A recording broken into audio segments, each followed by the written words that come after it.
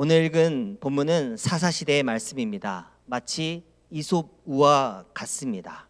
그리고 요담이 세겜 사람들에게 한 이야기가 일종의 나무 우화입니다. 우화란 동물이나 식물, 심지어 무생물을 인간적인 동기나 열정을 지닌 존재로 등장시켜서 어떤 도덕적인 명제나 인간 행동의 원리를 이해하기 쉽게 보여주는 짧은 이야기입니다. 요담은 나무 우화를 이용하여서 아비멜렉을 왕으로 지지하고 세운 세겜 사람들을 그들의 어리석음을 풍자합니다.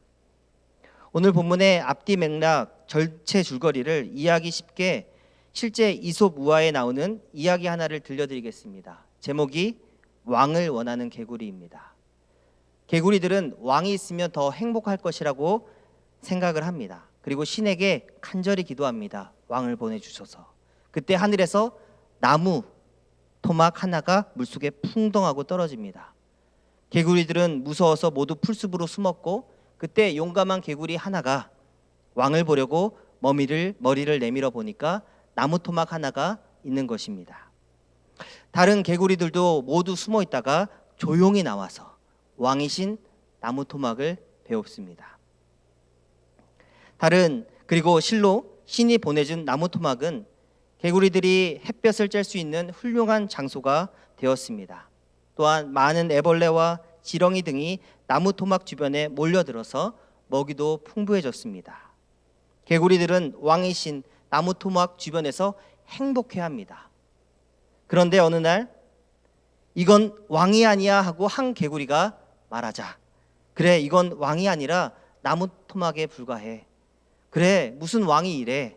왕이면 좀 위엄이 있어야지. 그래 맞아, 왕이면 왕답게 힘도 있어야지 하고 불평을 늘어놓습니다. 그리고 개구리들은 다시 한번 기도합니다. 신에게 우리에게 진정한 왕을 보내주소서.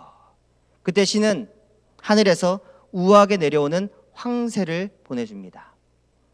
위엄있게 호수 위로 걸어오는 황새를 보고 개구리들이 감격을 하여서 앞다투어서 황새에게 달려갑니다. 그리고 황새는 가장 먼저 기뻐 뛰어오는 개구리부터 한 입에 꿀꺽 삼킵니다. 그때서야 놀란 개구리들이 도망을 쳤으나 왕이신 황새는 재빠르게 개구리들을 집어삼킵니다. 영어로 황새는 폭군을 뜻합니다. 사진에서 보는 것처럼 폭군을 뜻합니다. 그리고 오늘 소개될 가시나무, 아비멜렉을 의미하는데 이 사람도 폭군입니다. 사람들이 왕으로 원했던 아비멜렉은 마치 황새와 같이 그들을 집어삼키는 폭군이 되게 됩니다. 오늘 본문 나무 우화는 하나님이 보내신 사사도 아니었던 아비멜렉이 왕이 되기 위해 저지른 행동과 상황을 요담이 풍자하고 고발하는 내용이 주입니다. 사사시대 때 이스라엘의 대표적인 사사 중에 하나가 기드온입니다. 오늘 등장하는 기드온의 아들 요담은 기드온의 막내 아들이고, 그리고 아비멜렉은 기드온의 서자입니다. 사사 기드온 이야기에서 우리가 쉽게 지나치기 쉬운 것이 있는데, 그것은 성경적인 관점에서 사사였던 기드온 그가 사실은 왕이 되기 원했다라는 것입니다. 즉 하나님으로 인해 얻은 승리와 기세로 인해서 기드온은 나중에 본인이 마음으로 진심으로 왕이 되기 원합니다. 하나님으로 인해 얻은 이스라엘의 평화와 번영의 시기에 대부분의 사람들도 하나님을 잊었고, 기드온 자신도 마치 왕처럼 살았습니다. 마치 왕처럼 70명의 아들을 낳고 많은 첩도 거느리며 자녀들을 낳는 생활을 영위합니다. 당시 사사는 하나님이 세우셨습니다. 그리고 사사는 세습직이 아니었습니다. 그러므로 당연히 아비멜렉은 사사가 아닙니다. 그럼에도 불구하고 성경에서 비중 있게 다루고 있습니다. 왜냐하면 기드온의 야심이었던 왕이 되고자 했던 그 바람과 바램이 아비멜렉을 통해서 전면에 드러나고 있기 때문입니다. 아비멜렉은 아버지 기드온이 죽자 모친의 고향인 세겜으로 가서 어머니의 형제들, 외가의 모든 사람들을 다 불러 모읍니다. 아비멜렉은 그의 어머니가 첩이었기 때문에 아버지의 고향 기드온의 고향에서는 자신을 지지해 줄 사람이 없다고 판단합니다. 그리고 어머니의 고향인 세겜으로 가서 외할아버지 문중의 모든 사람들을 모아 자신이 왕이 될 수 있게 해달라고, 세겜 사람들을 설득해달라고 이야기합니다. 자신이 왕이 되어야 하는 이유 단순하게 두 가지로 이야기합니다. 첫 번째는 기드온의 아들 70명이 다스리는 것보다 내가 왕이 되어서 다스리는 것이 훨씬 낫지 않냐고 설득합니다. 그리고 이 논리는 나중에 아비멜렉이 잔인하게 기드온의 70명의 아들들을 다 죽이는 계획을 세우는 데 단초가 됩니다. 아비멜렉의 논리 속에 잔인한 폭군의 모습이 있었던 것입니다. 두 번째, 자신은 세겜 사람들과 같은 피가 흐르고 있는 골육이다라고 설득을 합니다. 즉 아비멜렉은 기드온의 다른 아들들은 자신과 다른 출신이지만 나는 다르지 않다, 너희들과 똑같다 설득을 합니다. 그리고 자신이 왕이 되면 오히려 기드온의 아들들이 세겜을 넘보지 못하고 또한 위협하지 못할 것이기 때문에 나와 함께 오히려 권력을 잡자고 설득을 합니다. 그리고 이 아비멜렉의 설득은 통합니다. 세겜 사람들이 설득을 당합니다. 그와 함께 권세를 누리고 그와 함께 정치할 수 있다라는 것에 그들의 마음이 동하게 됩니다. 일단 세겜은 어떤 곳입니까? 세겜은 아브라함이 처음으로 여호와를 위해서 제단을 쌓은 곳입니다. 또한 여호수아가 죽기 전에 이스라엘 자손들을 모아서 언약을 갱신했던 아주 종교적으로 중요한 장소가 세겜입니다. 그런데 그런 중요한 장소에서 무엇이 시작됩니까? 반역이 시작되고 아비멜렉 스스로가 왕이 되고자 하여 죽이고 또 죽이는 피의 역사로 세겜은 변질되게 됩니다. 아비멜렉은 그가 왕이 되고 권력을 쟁취하기 위해서 기드온의 아들 70명을 한 장소로 모으고 한 바위 아래서 무참하게 비참하게 죽여나갑니다. 이때 요담 한 사람만 도망칩니다. 살아나게 됩니다. 그리고 홀로 용감하게 자칫하면 다시 목숨이 위태로울 수 있는 상황에서도 그는 나무 우화를 전합니다. 그것이 오늘 8절에 나와 있습니다. 하루는 나무들이 나가서 기름을 부어 자신들 위해 왕으로 삼을 제목을 찾고 있다라고 운을 띱니다. 그러므로 여기서 나무들은 세겜 사람들을 의미하고 마지막에 등장할 왕, 내가 왕이로소이다 말을 하는 가시나무는 아비멜렉을 의미합니다. 나무들이 나가서 왕으로 가장 처음 삼으려 했던 나무는 감람나무입니다. 8절 후반절에 감람나무에게 이르되 너는 우리 위에 왕이 되라 제안합니다.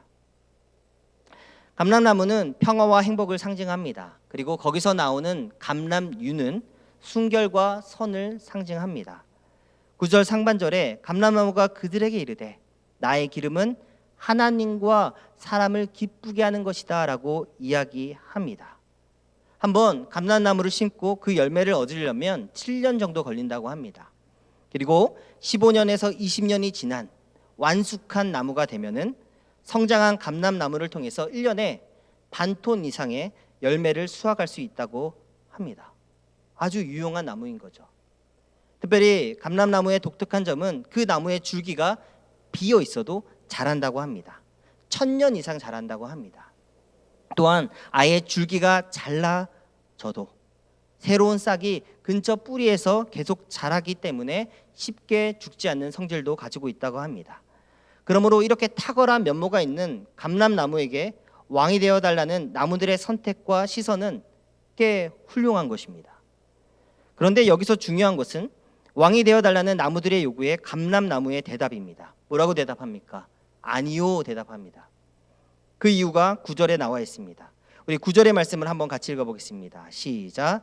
감람나무가 그들에게 이르되 내게 있는 나의 기름은 하나님과 사람을 영화롭게 하나니 내가 어찌 그것을 버리고 가서 나무들 위에 우쭐 대리요 한지라.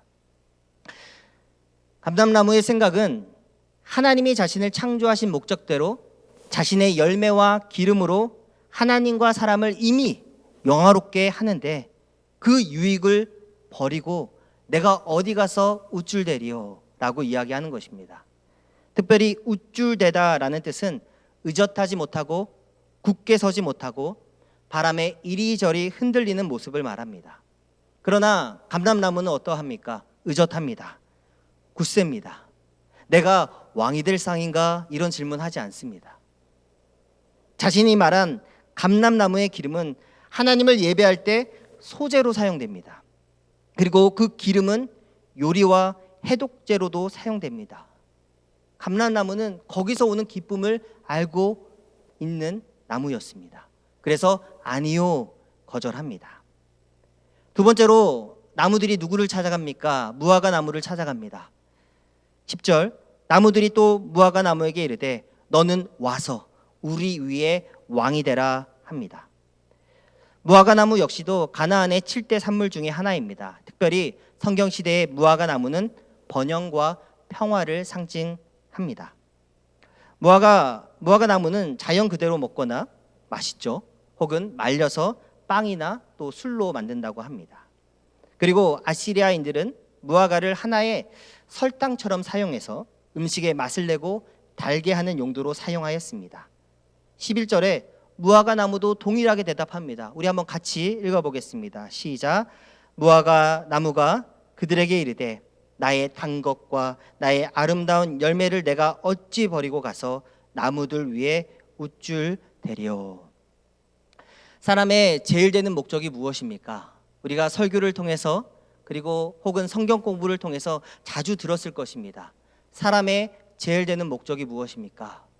오늘 설교 제목과 같습니다.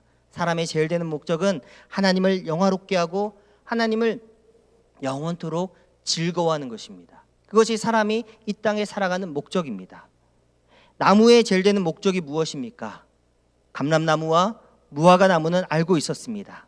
하나님이 자신을 나무로 부르신 그 목적을 정확하게 알고 그렇기에 그 자리에 뿌리를 내리며 열매를 나눠주는 것, 그들이 열매를 맛있게 먹는 것을 기쁘게 알고 그것이 하나님을 영화롭게 한다는 것을 알고 있었습니다.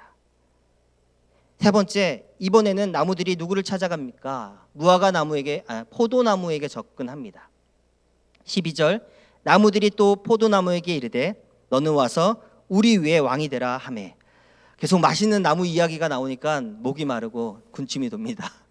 포도나무에게 갑니다. 13절, 포도나무가 그들에게 이르되 하나님과 사람을 기쁘게 하는 내 포도주를 내가 어찌 버리고 가서 나무들 위에 우쭐대리오 한지라. 우리 13절 말씀 같이 한번 읽겠습니다. 시작. 포도나무가 그들에게 이르되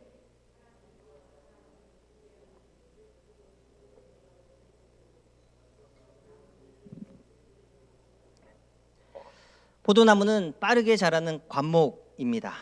포도 그대로 먹기도 하고 또한 말려서 건포도로 먹기도 합니다.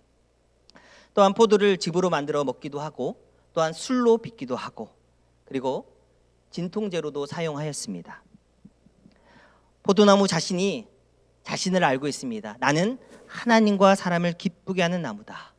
자부심을 가지고 자신을 소개합니다. 나는 이스라엘의 상징이요 평화와 번영의 상징 포도나무다. 나는 하나님과 사람을 기쁘게 하는 나무다. 소개합니다. 그러므로 왕이 되라는 초청에 세 나무 모두 다 거절한 것입니다. 왜냐하면 첫 번째, 하나님이 우리 각자에게 주신 좋은 열매들이 있다. 하나님이 나를 창조하신 목적이 있기 때문에 나는 거절한다. 두 번째, 나무로서 나의 최고의 행복은 내게 주신 열매로 하나님과 사람을 영화롭게 하고 하나님과 사람들을 기쁘게 하기 때문에 왕이 되라는 제안을 거절한다. 그리고 세 번째, 내가 어찌 그것들을 버리겠느냐. 나는 우쭐댈 수 없다. 나는 교만할 수 없다. 거절합니다. 실제로 고대 근동 아시아에서 이 세 나무는 매우 중요한 가실수였고 오늘날도 그러합니다. 풍부함과 아름다움이 있는 이 세 나무들은 오히려 정치적인 권력을 추구하지 않았습니다. 왕의 자리가 주어졌을 때 이를 거부합니다. 명확한 이유로. 반면에 가시나무는 달랐습니다. 이제 가시나무 이야기를 한번 해보겠습니다. 왕의 제안을 받자 이를 바로 수확합니다. 14절에 이에 모든 나무가 가시나무에게 이르되 너는 와서 우리 위에 왕이 되라 합니다. 그 제안이 있자마자 15절 상반절에 이렇게 말합니다. 가시나무가 나무들에게 이르되 만일 너희가 참으로 내게 기름을 부어 너희 위에 왕으로 삼겠거든. 자기 머리 위에 기름을 부으라고 이야기합니다. 왜냐하면 나무 우화에서 사용되는 기름을 부어 왕을 삼으려는 것은 고대 근동에서 매우 정상적인 절법한 절차였습니다. 왕으로 기름 부음을 받는다는 것은 왕으로 세워지고 그리고 전적으로 헌신하며 또한 전적으로 그를 따른다는 것을 의미했습니다. 즉 나무들의 왕으로서 나무들을 구원하고 그들을 보호할 존재로서 나를 세워라, 내게 기름을 부으라 말하고 원했다는 것입니다. 그리고 가시나무는 바로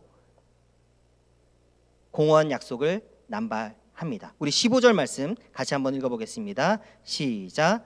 가시나무가 나무들에게 이르되 만일 너희가 참으로 내게 기름을 부어 너희 위에 왕으로 삼겠거든 와서 내게 그늘에 피하라.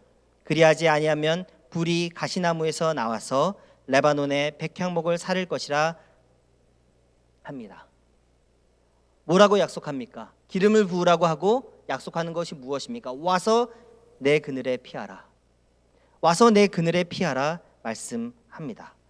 가시나무는 어떤 나무입니까? 말 그대로 가시가 많고 바늘이 많은 초목입니다. 가시나무에는 작은 잎사귀가 3개에서 5개 정도 달린다고 합니다.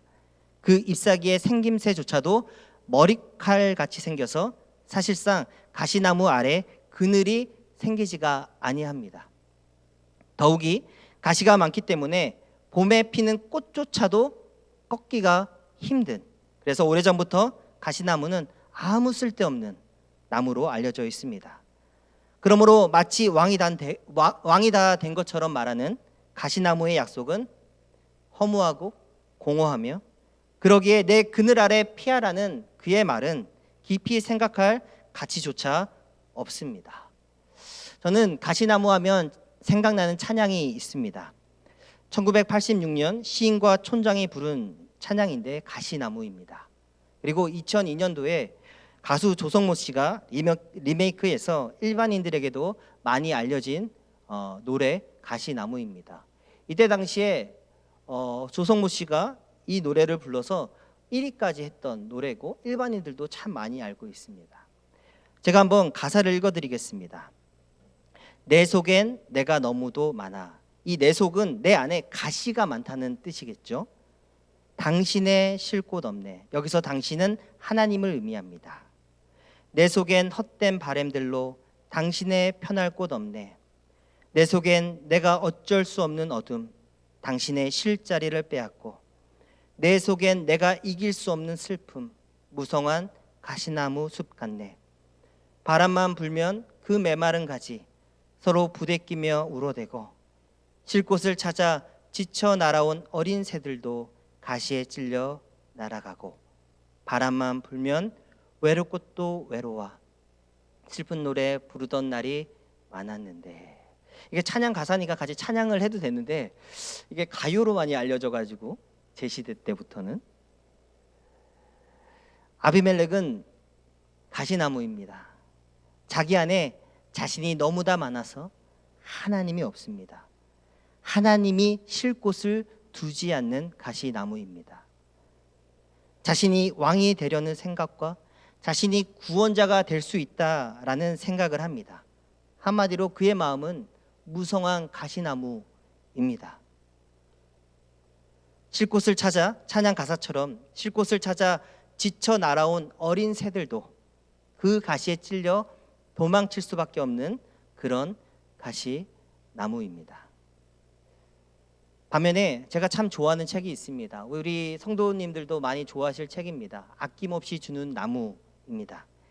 이 책은 1960년대 미국에서 처음 출간되어서 벌써 50년이 60년이 훨씬 넘었음에도 불구하고 어른들과 아이들이 사랑하고 그리고 깊은 영감을 주는 책입니다.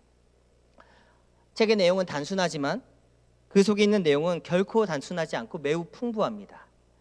제목 그대로 아낌없이 주는 나무는 자신이 사랑하는 소년을 위해 자신의 모든 것을 아낌없이 내주며 행복해하는 나무 이야기입니다. 제가 한번 책의 내용을 그 줄거리를 이야기해 드리겠습니다. 한 나무에게는 사랑하는 소년이 있습니다. 나무는 매일같이 사랑하는 소년과 함께하는 것이 행복합니다. 소년은 나무의 사랑을 받으며 나무가 주는 열매를 먹고 나무 그늘 아래서 그네도 타며 행복해합니다. 하지만 시간이 흐르고 소년이 나이가 들면서 나무는 홀로 있는 시간이 더 많아집니다. 그런데 오랜만에 찾아온 소년이 이제는 어른이 되어서 나무에게 돈과 집과 배를 뭔가 자꾸 요구합니다. 나무는 소년에게 필요한 모든 것을 아낌없이 나뭇가지와 몸통까지 다 내어주며 행복해합니다. 그리고 또다시 오랜 세월이 지나 어느 날 할아버지가 된 소년이 찾아옵니다. 아무것도 줄 게 없어 미안해하는 나무에게 소년은 그냥 조용히 쉴 곳이 있었으면 좋겠다고 말합니다. 책의 마지막 대화 내용을 제가 한번 읽어드리겠습니다. 얘야, 미안하다. 이제는 너에게 줄 것이 아무것도 없구나. 소년, 이제 나도 필요한 게 별로 없어. 그저 편안히 앉아서 쉴 곳이나 있었으면 좋겠어. 아, 그래? 앉아서 쉬기에는 늙은 나무 밑동이 그만이야. 애야, 이리 와서 앉으렴. 앉아서 쉬도록 해. 소년은 그렇게 했습니다. 그래서 나무는 행복했습니다. 아낌없이 주는 나무와 가시나무의 차이점이 보이시죠? 가시나무는 하나님도 사람도 쉴 곳을 찾지 못했습니다. 그러나 아낌없이 주는 나무, 나는 하나님과 사람을 기쁘게 하는 나무다 하는 그 나무들은 하나님과 사람들이 쉴 곳이 있었고 그들을 기쁘게 하였다라는 것입니다. 그러므로 오늘 말씀을 통해 나는 어떤 나무인가 한번 생각해 보시기 바랍니다. 나는 하나님과 사람을 영화롭게 그리고 유익하게 하는 그런 열매 맺는 나무인가? 그런 사람인가? 아니면 무성한 가시나무인가? 내 속엔 내가 너무나 많고 내 속엔 내 생각이 너무나 많고 하나님과 사람들이 쉬고 갈 장소가 없는 가시나무가 아닌가 묵상해 보시기 바랍니다.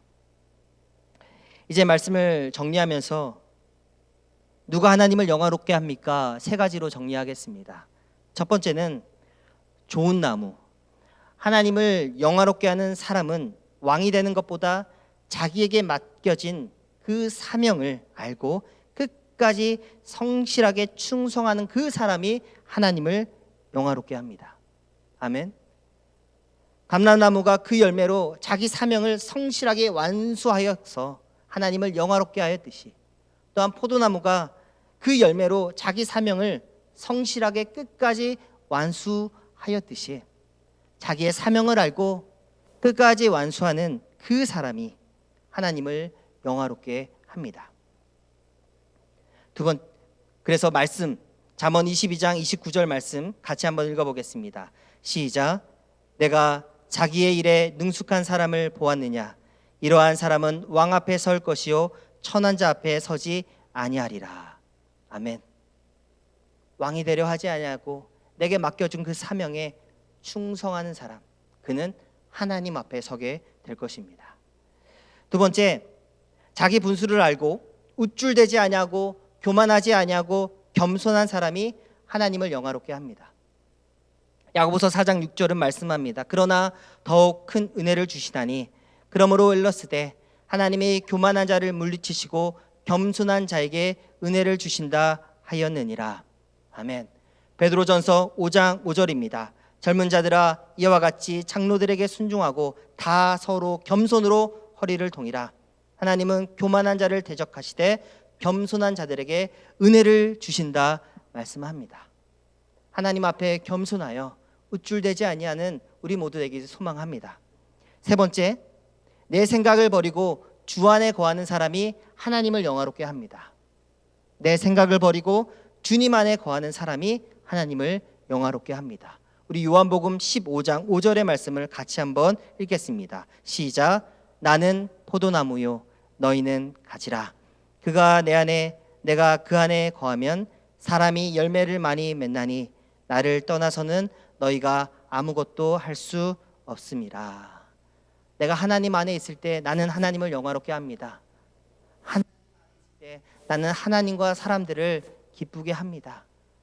이 고백으로 하나님 안에 거하는 우리 모든 성도들 되기를 소망합니다. 구약에서는 하나님의 보호하심과 구원하심을 하나님의 날개 그늘 아래 피한다라고 말씀합니다. 그 말씀이 시편 17편에 있습니다. 8절과 9절. 나를 눈동자같이 지키시고 주의 날개 그늘 아래 감추사 내 앞에서 나를 압제하는 악인들과 나의 목숨을 노리는 원수들에게서 벗어나게 하소서. 하나님의 날개 그늘 아래 피하기 바랍니다. 나무들이 무화과나무, 감람나무, 포도나무에게 찾아갔습니다. 우리의 왕이 되소서 이야기합니다. 근데 다 거절합니다. 그러면 누구에게 찾아가야 됩니까? 가시나무가 아니라 진정 왕이신 하나님께 찾아가야 됩니다. 주님 안에 거하기 원합니다. 주님의 날개 그늘 아래 우리가 구원을 받고 보호받기 원합니다. 주님을 찾아갔어야 했는데 그러지 못했다라는 것입니다. 또한 시편 121편 5절과 7절도 말씀합니다. 여호와는 너를 지키시는 이시라. 여호와께서 내 오른쪽에서 내 그늘이 되시나니 낮의 해가 너를 상하게 하지 아니하며 밤의 달도 너를 해치지 아니하리로다. 7절 같이 읽습니다. 시작. 여호와께서 너를 지켜 모든 환난을 면하게 하시며 또 내 영혼을 지키시리로다. 하나님께서 우리와 함께 하십니다. 그리고 우리에게 말씀하십니다. 나의 날개 그늘 아래 피하라. 내가 너의 왕이다. 나의 안에 거하라 말씀하십니다. 가시나무가 우리의 왕이면 절대 우리는 구원과 보호하심을 맞이할 수 없습니다. 하나님 앞에 피하는 우리 모두 되기를 소망합니다.